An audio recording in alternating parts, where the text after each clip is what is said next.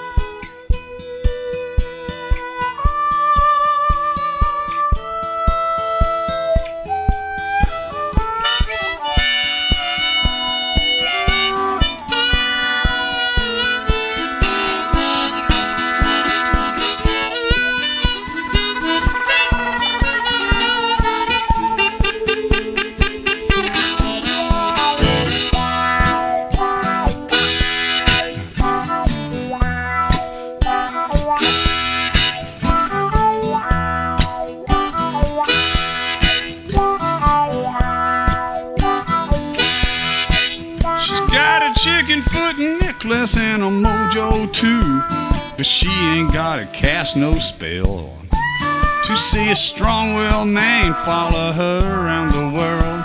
We'll jump into a bone-dry well. See the evil eye that she sends you through the haze of her menthol cigarette. Feel the amber burn of her branded breath like a $1 million losing bet. She's got the fever, swamp fever, fever burning up the night. Fever, swamp fever, that woman ain't living right. For sure she is the evil black widow, and she's here to tangle up your life. With a look and a word, she can cut you in two, and quicker than a switchblade knife. You never keep up with her, there's too many other stallions on the track, setting a pace that you can't keep, and you're headed for a heart attack.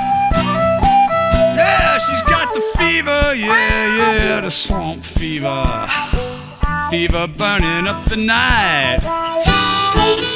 Fever, swamp fever, that woman ain't living right.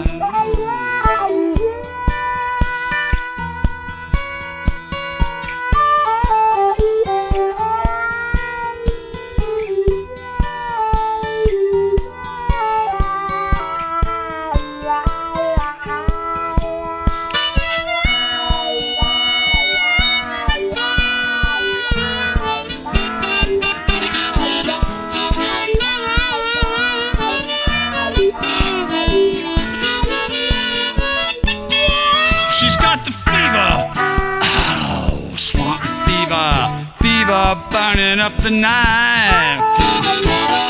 Fever, swamp fever, that woman ain't living right. No, she's got the fever, oh, the swamp fever, the fever burning up the night. Fever, swamp fever, that woman ain't living right. No, the woman ain't living right. No, that woman ain't a living right.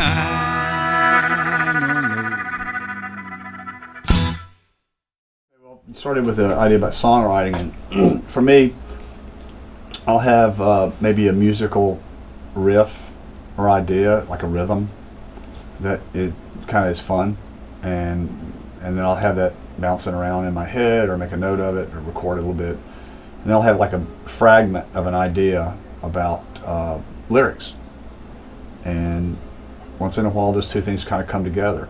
So it's basically kind of like these pieces are floating around, and some of them are magnetized and they kind of pull together, and then I come up with something more of a full-formed idea about a song and a story to tell. I mean, every song needs to have some kind of a compelling story or some kind of visual device that it will kind of call, and I think that always makes them a bit stronger. So I write a lot of stuff and discard almost all of it because and I really wasn't thinking about the variety of influence I had, but then I realized on this new project that we're doing, Swamp Fever, one song is a mambo and another one is a samba, and I didn't plan it that way to have like actual like world music on it or anything like that. And normal other things are like shuffles and a country song and some other kind of things like that. I like a lot of different styles of music.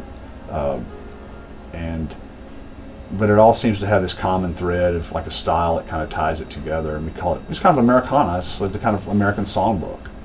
The thing about me doing multiple instruments, I was really leery of doing solo performances, and a friend of mine, Bobby Rush, a friend of mine, encouraged me to do that and make sure that I could go ahead and perform on my own at any time. And it was very hard to do that because I'm more of a collaborative type person. I was always in bands, in choirs, and in orchestras. I like that interaction with other musicians, and being a solo musician becomes a very isolating thing musically. I wanted it to sound like a full band anyway, and it made me crazy that in my head it just did not sound full.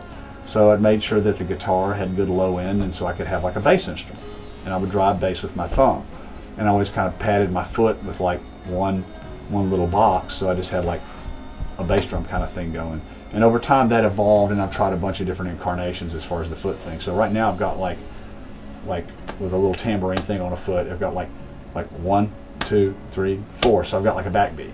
Wow. And it makes it, and it ends up being kind of driving. I mean, we get people dancing all the time. So I tried to make all the elements that a band has in the structure, from the basic idea, from the lowest instruments all the way to the top. We have all of it's there.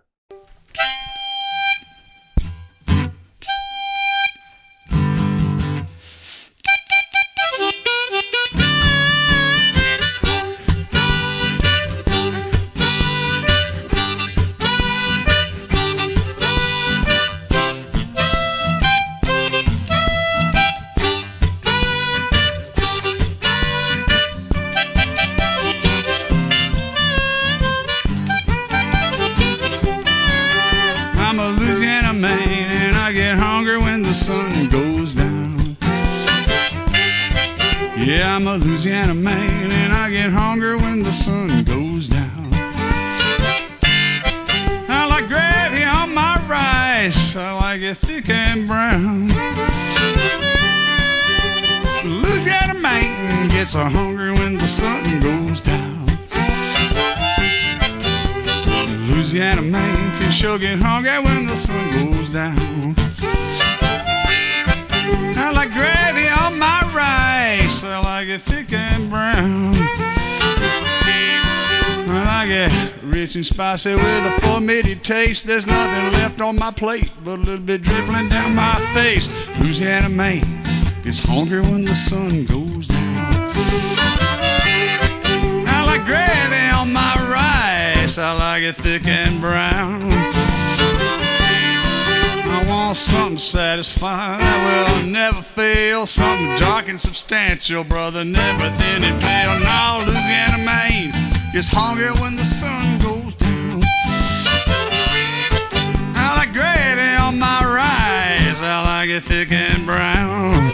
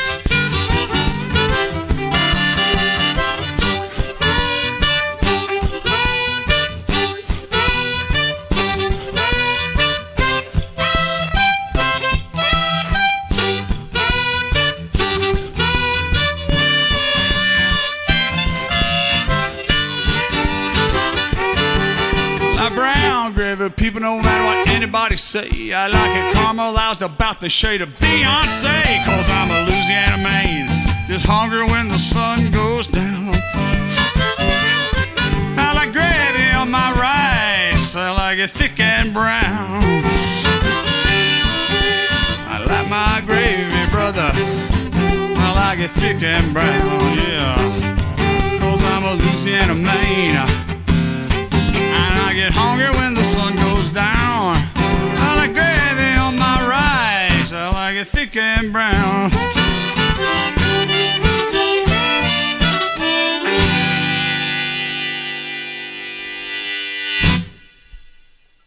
So we're constantly looking at new challenges, and we're going to learn some music for Veterans Day this week coming up. We have a children's show that we do.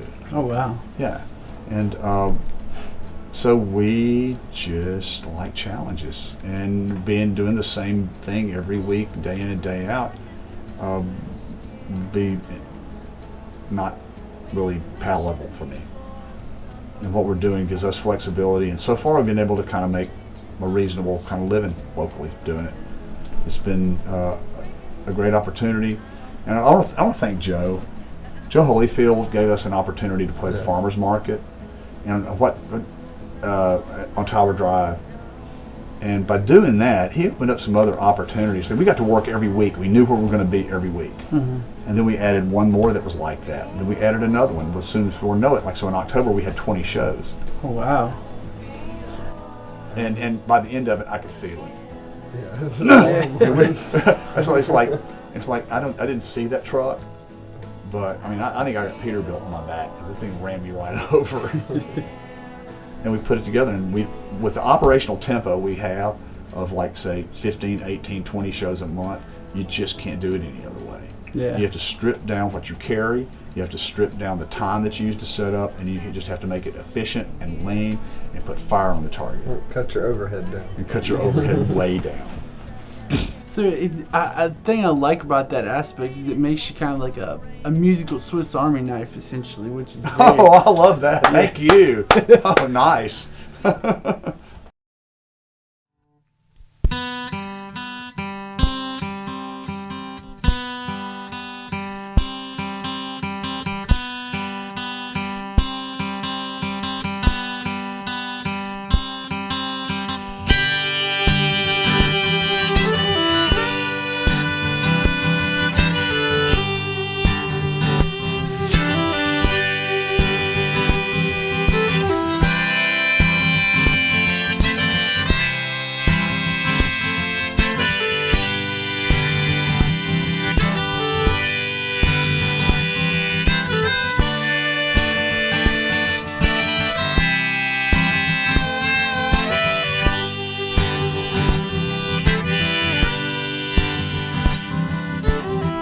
Why is there a moment that burns rampant in my head?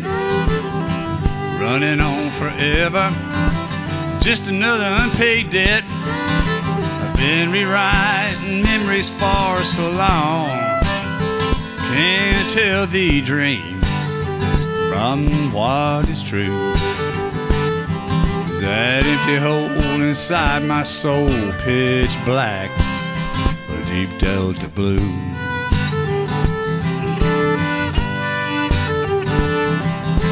Drop my foot down on the floor, stop my spinning bed. Wonder where I went to get my desperation fed. Face the sun in the grasp of my best friend. Stumbling to the street, it's all I can do. You may see a muddy river, but when I drink, it's sweet Delta Blue.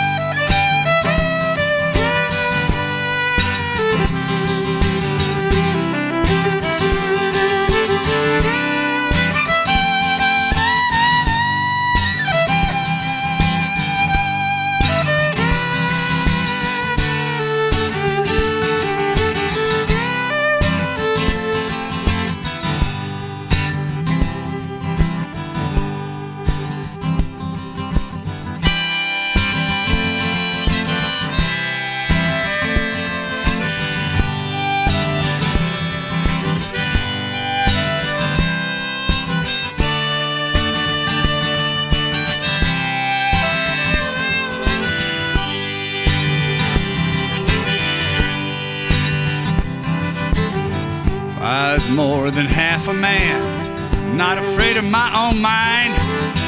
I'd turn right, heading south down Highway 49.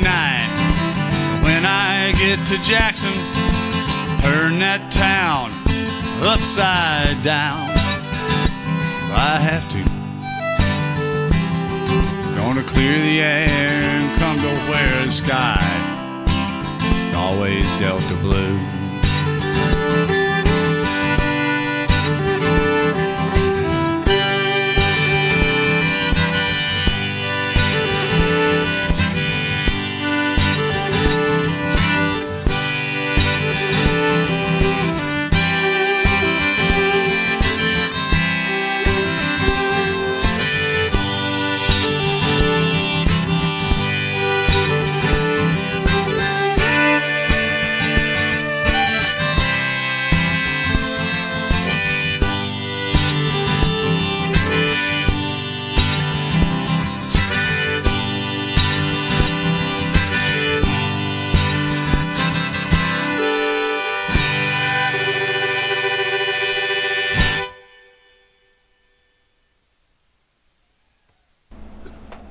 we're taking some of the songs that I've written over the years, over the last 10 years or so, and there's a couple of new pieces that are on there that have never been recorded.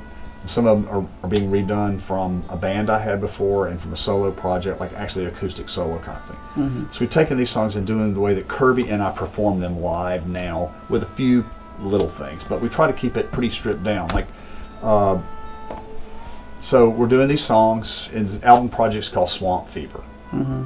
And it's pretty much semi-acoustic, but so we get the very Louisiana-ish kind of things, like Thick and Brown and Little Natchitoches Meat Pie and Swamp Fever, and actually Delta Blue is kind of a very one. So the three things that we did and the other things going on in that project are all very kind of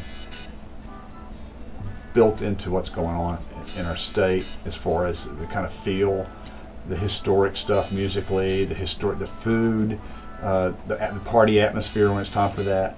And I think this CD project captures that. So we picked the kind of hand-picked songs that I've written over a long time and doing them the way that Kirby and I do them with a couple of additions. And having another person to help me actually sit there and produce the thing and like, no, that's too fast. No, that's too loud. No, that's not right. What are you thinking about this? Meh, you know, leave it alone. Having him do that as part of the project has been very important. And also we're actually recording some Christmas music. Because we're able to do Christmas parties. We want to do Christmas parties because it's fun stuff to sing.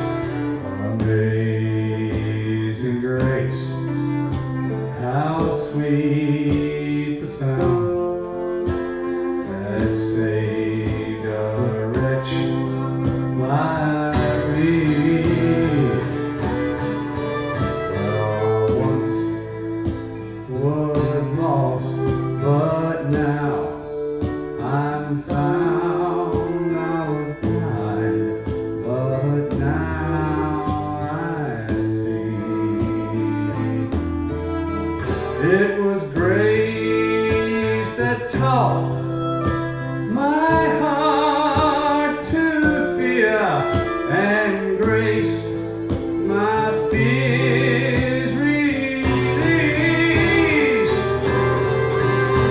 How precious did the grace appear the hour I first believed.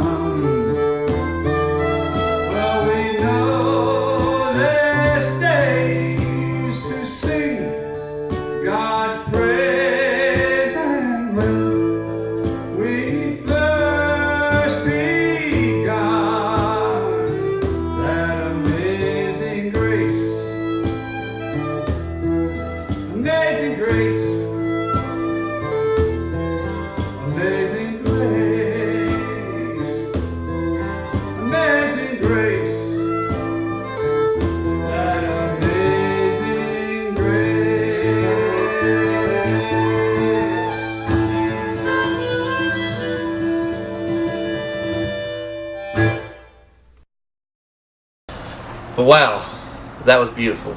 That's so Awesome. fantastic for sure. But it was a pleasure having both those guys come on and seeing their video that they made for in remembrance of Tito was I think very awesome. I think it's very important for us to remember the people that have come before us and the people that we've lost over the years. And I definitely would like to dedicate this episode to the memory of Tito, very much so. Yeah, definitely. And I think, it's just their music it pays homage to a lot of things. Yeah, just overall it was a great performance and definitely a unique and interesting one. So be sure to go and check them out any chance you get to go see them. And this is Mitch Laing and Johnny Ringo. We are saying goodbye here at the Monroe Music Showcase here at Music City Studios. Thank you very much. Have a great day.